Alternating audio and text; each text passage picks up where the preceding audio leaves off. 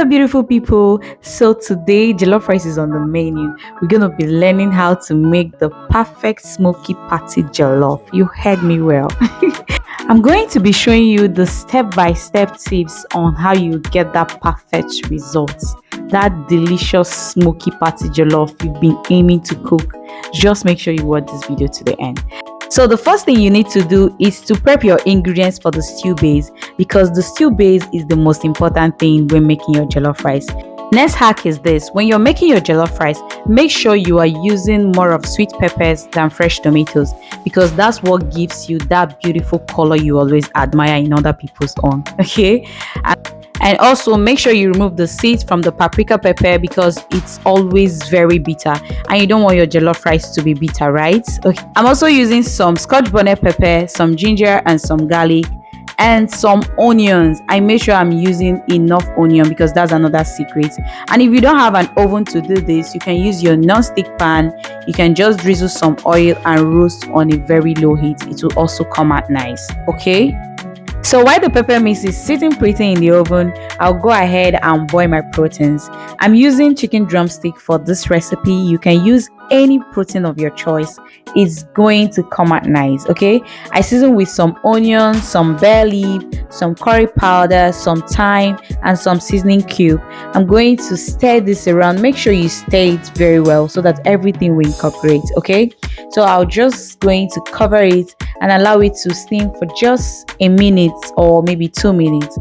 So 2 minutes later, I checked on the meat. It has released its juice, so I'll just stir it around and then add enough water that will allow it to cook properly.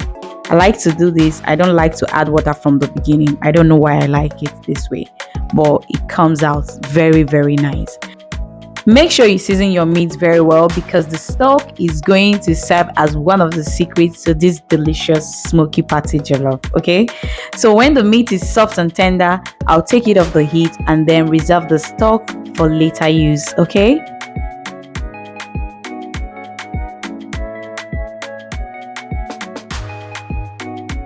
the next thing is for me to blend my pepper mix. Look at how beautiful it came out.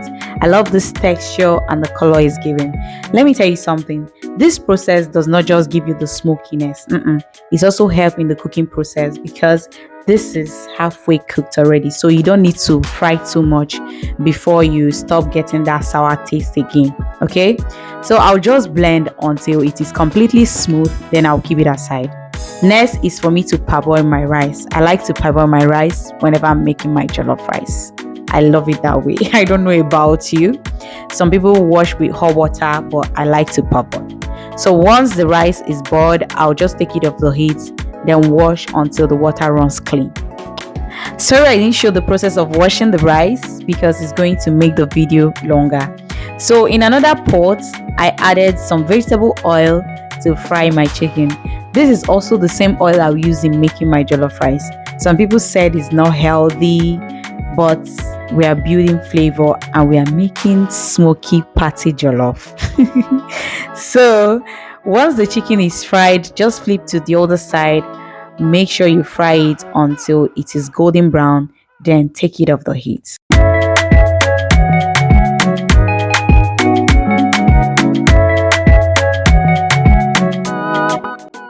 In the same oil I use in frying my chicken, I will go in with my chopped onion and I will saute this for at least 2 minutes because I really want it to be translucent. Next is for me to go in with my tomato paste. I'll fry this for at least 3 to 4 minutes because I don't want to get that sour taste in my jollof rice. I don't like it. I told you we are making the perfect, detailed, perfect jollof rice today. So keep watching. Make sure you watch this video to the end. You will really learn a lot. Okay, so next is for me to go in with my blended pepper mix. You can see how thick and how colorful this is. Make sure you also rinse the jar and add the water there, because there is no waste in our dictionary, not at all. So I'll give this a good stir and allow it to fry for at least another 5 minutes on a very low heat. 5 minutes later, this is what we have. The oil is floating on top. That's when you know that it's well fried. Okay, Next, I will go in with some smoked fish. I really love the taste of smoked fish in my jollof rice. I don't know about you, but if you haven't tried it before, make sure you do it next time. You really love the taste. Next, I'll season with some bay leaf, some chicken stock, some thyme, some curry, some rosemary, some salt, and then give it a good stir. I nearly forgot to add some seasoning cube, so at this point I added some seasoning cube and then added my meat stock.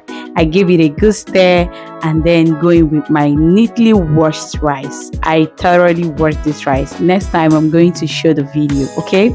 So let me give you another secret, okay? Once you're making the jollof rice and you pour your cooked rice or your parboiled rice, make sure you don't just add the water immediately. Give it a good stir for at least 5 minutes or maybe less than 5 minutes before going in with some water. And again, make sure you are cooking on a very low heat and make sure you add a little water. Just you steam your rice, you don't cook on a high heat. Add a little water and then cook on a very low heat. It will just steam peacefully and it will come out nice. The reason you don't get to that point is because you always cook on a very high heat. It's not nice. I also added some crayfish powder. I covered it and allowed it to cook for at least 10 minutes. 10 minutes later, this is what we have. The rice is still a bit soggy, so I'll just use a parchment paper, cover it and allow it to cook on a very low heat until it is well dried. It's going to dry up with this parchment paper.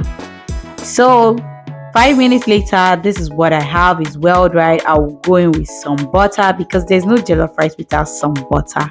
It's not happening at all. So if you're still watching this video up to this moment, that means you are enjoying the video. So why not subscribe and join the family? I really appreciate it. And also make sure you give me a thumbs up and comments. Be engaging, share to your friends and your loved ones. I really appreciate that. And to my old subscribers, thank you so much for always clicking to watch my videos. I love you. So lastly, I added some onion and some fresh tomato just for that extra serene. And voila, our rice is ready to serve and enjoy. Thank you so much for watching my video. Make sure you share, like, comment, and also make sure you are keeping safe. All right, thank you so much. Bye. See you in my next one.